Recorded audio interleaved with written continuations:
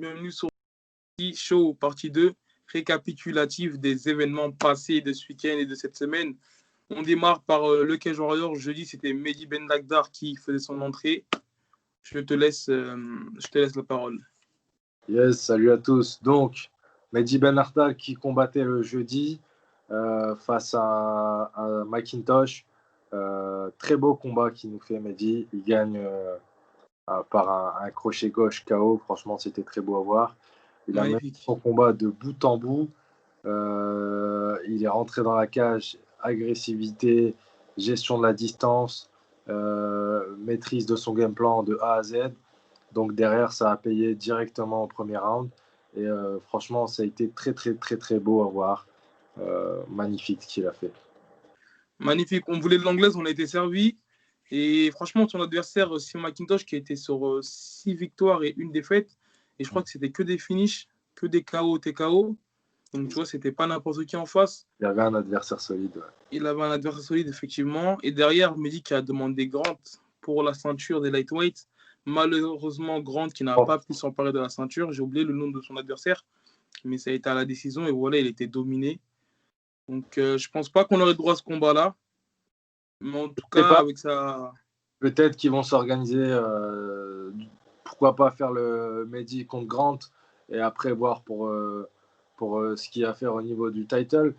Mais en tout cas, là, au niveau du cage, j'aurais faire pour les lightweight parce qu'il y a pas mal de monde.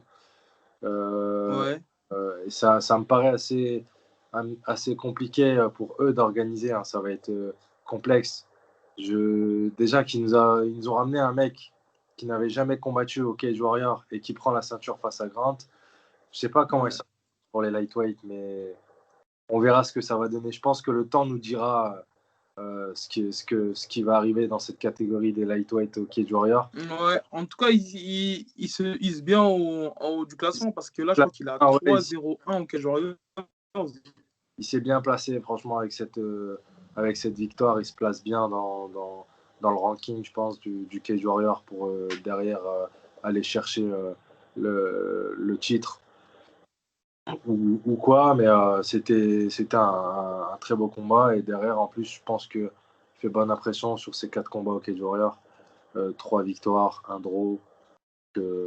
Avec un gros draw, franchement, c'était magnifique ce qu'il avait fait au niveau de son 3e round face à McColgan. Donc on verra avec ce qui va arriver prochainement. Je pense que ça va être en mars, peut-être qu'il combattra, du coup on verra. Ouais, ils ont déjà annoncé la trilogie pour le mois de mars. Trilogie, là. Donc on verra ce qu'il compte faire, le Cage Warrior. Ça devrait être très intéressant chez les lightweight. Et pour parler des lightweight... Voilà, félicitations à toi Mehdi. On reste chez les lightweight. Malheureusement, on devait avoir Yacine Belhadj, le Crazy Leg, face à Dean Truman. Exactement. Mais malheureusement, très mauvaise nouvelle pour Yacine. Le Cage Warriors lui ont annoncé que Dean Truman n'était pas apte à combattre. Les raisons ils sont encore inconnues. Mais bon, ils lui ont demandé de quand même faire le poids en essayant de lui trouver un remplaçant, chose qui n'a pas été faite. Voilà. Donc, ouais, malheureusement, on n'a pas eu droit à ce show. Et on espère que ce sera reprogrammé. C'est dommage, pour la prochaine trilogie. En tout cas, de ce que j'ai vu, Yacine a lui redemandé Truman face à lui sur le prochain événement, qui serait en mars, de ce qu'on a vu sur l'annonce du Cage Warrior. Exactement, la prochaine trilogie est en mars. Et je crois que Truman, lui, est chaud aussi pour faire ce fight. Donc, ça serait intéressant à voir. Ça commence un peu à se titiller sur Twitter, de ce qu'on a vu. C'est bien dommage qu'on n'ait pas eu droit à ce fight hier. Ça aurait été intéressant à voir, tu vois, pour placer Yacine lui aussi sur la course au titre. Parce que lui, dernièrement, il a combattu Grant. Il a eu la défaite face à Grant, rappelons-le, qu'on a expliqué sur le dernier show. Mais ça aurait été intéressant à voir là Truman pour le placer derrière avec une possibilité lui aussi d'aller faire une course au titre, tu vois. Donc là, chez les lightweight en termes de français, on est bien servi. Je pense que c'est pas mal, ça donne de bonnes augures pour nous. Et on attend de voir ce qu'ils vont faire au niveau du matchmaking, le Cage Warrior. Mais ça risque d'être très intéressant, je pense. Effectivement. Donc voilà, on espère en tout cas voir ce show pour le mois de mars. J'espère de voir ça. Main event du Cage Warriors 119 samedi soir. Oh là là. On a un nouveau champion, on a un nouveau World Champ, The World Morgan Champ. Charrière. Morgan Charrière qui s'empare des titres des featherweight sans trop de difficulté. Combat parfaitement mené avec un terrible body shot. On a vu ce fight ensemble hier. Ouais. Et franchement, j'ai pas l'impression qu'il a sué, tu vois.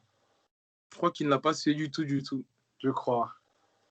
Et voilà, franchement, félicitations à lui. Après toutes ces annulations, c'est vraiment mérité. Il nous a fait un combat très bien mené. Il était largement au-dessus. On a vu une grosse progression de sa part, que ce soit dans la gestion, dans la patience, dans son striking et tout. Franchement, il n'y avait rien à dire. Franchement, ouais, rien à dire. Il avait la caisse, il avait son game plan qui était mené. Ça se voit qu'il était concentré, qu'il gérait son fight. Et en plus, il finit d'une très belle manière le KO au foie. Franchement, c'est rare de voir ça, tu vois, en MMA. Et KO au foie, vraiment dévastateur derrière. KO, TKO, il a suivi pour mettre 2 frappes, mais c'était 2 frappes histoire de suivre, quoi. Le KO était compliqué, tu vois, c'était mort. En tout cas, franchement, c'est très très beau. Derrière, tu vois qu'il s'est fait repartager par pas mal de pages officielles de l'UFC. Je pense qu'il en est pas loin. Exactement. Je pense vraiment qu'il en est pas loin. Moi, je pense qu'une défense, il l'a réussi, derrière, c'est l'UFC. Je pense aussi une défense et derrière, c'est l'UFC. Donc, je pense qu'il sera potentiellement reprogrammé sur la carte de mars. Ouais. Je pense ce qui serait d'ailleurs le top pour lui si derrière il défend son titre et que derrière il signe à l'UFC, bah, au plus vite possible, quoi. Mais en tout cas, voilà. C'est tout ce qu'on lui souhaite. C'est tout ce qu'on lui souhaite en tout cas. Et on lui souhaite d'aller à l'UFC et de rejoindre d'ailleurs Cyril Gane qui combattait hier. Belle transition, Nassim. Très bonne transition.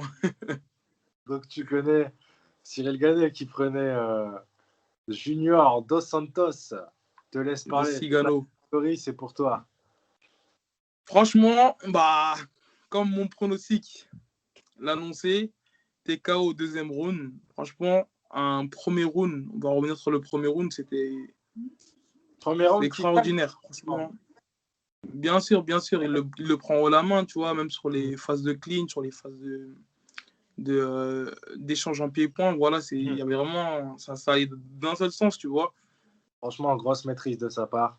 Moi, je vais pas te mentir, premier round, j'avais peur d'une seule chose, c'est que Dos Santos, à un moment, il envoyait des parpaings avec de l'espace, son bras arrière. Et je me suis il était un peu dangereux sur les overhands. Ouais, sur ses overhands. Mais après, grosse maîtrise de la distance de Cyril. Mais à part ça, son pied-point magique. Je te reçois pas trop bien. Ouais, là, c'est bon, je te reçois mieux. Ouais, il y a eu quelques petits dangers sur le premier round. Mais voilà, on a un Cyril très confiant qui a bien les mains montées, qui panique pas, tu vois, qui arrive à bien se replacer, sortir de l'axe, revenir pour bien s'engager. Exactement. Et non, franchement, ouais, rien à dire avec un travail de sape redoutable sur beaucoup de low kick intérieur. Ouais, franchement. Voilà, franchement, c'était vraiment de cette manière-là que je voyais le combat. Cigano était vraiment déplacé, même sur les déplacements, même sur les phases de clinch, tu vois, tu avais Cyril qui venait directement prendre un bras sous l'aisselle ou prendre un clinch. Voilà, en fait, il empêchait toute tentative d'emmener au sol. Tu vois, même la seule fois où il a réussi à saisir une jambe, tu as Cyril qui a directement eu le réflexe de dégager sa jambe et de ressortir, tu vois, pour continuer pour continuer à cadrer, à mettre la pression. Et au deuxième round, voilà, c'est là que tu as Junior Dos Santos qui s'engage un petit peu trop. Cyril qui le touche sur un direct, qui fait mouche. Ouais. Voilà, contre la cage. Et il lui met un coude qui a été contesté d'ailleurs par Junior Dos Santos, mais on le voit bien, le coude, il arrive. Mais en fait, le truc, c'est comme ils expliquaient, les commentateurs, je crois que c'était Cormier qui le disait. En fait, le coude, en soi, il n'était pas volontaire à l'arrière du crâne. Il était de base parti pour l'envoyer en pleine mâchoire, mais du fait que Dos Santos a tourné sa tête à ce moment-là, il se le prend légèrement sur le côté. Et du coup, c'est pas un coup d'illégal, ça. C'est pas Ouais, exactement. Et en plus de ça, c'est pas un coup qui a atterri vraiment à l'arrière du crâne, ça a vraiment atterri non, sur le ça, côté, tu vois. sur T'as le Junior côté. Ouais, qui a voulu contester, mais bon. ouais, il veut contester ce que j'imagine. Il a pas que ça doit être compliqué de dire ouais, j'ai perdu, qu'il est sur une pente descendante. Il faut se le dire aussi. Ouais. Voilà, c'est une victoire pleinement méritée par Cyril Gagné. Et on verra ce que l'UFC lui propose pour la suite. Mais là, franchement, je Ça pense sera que très intéressant. On vous refera un podcast d'ailleurs là-dessus. ouais, Voilà, félicitations à lui, hein, ça lui fait 7-0. félicitations. Pour Cigano, malheureusement, comme tu as dit, il est sur une pente descendante. Je crois que c'est sa 4e défaite d'affilée. Et en plus, c'est que des finishes, tu vois. C'est que Ouais, des voilà, après, finishes. il a fait son temps, faut se le dire. Il a fait son temps, il a eu sa ceinture, il a performé. Exactement. Donc voilà. En tout cas, c'est que du plus pour notre Et Frenchie Cyril Gann. que du positif ce week-end. Et on espère que ça continue comme ça et continue comme ça très très longtemps. Donc, félicitations à tous. Félicitations à tous. Merci à toi, Nassim. Merci, AB. Allez, à la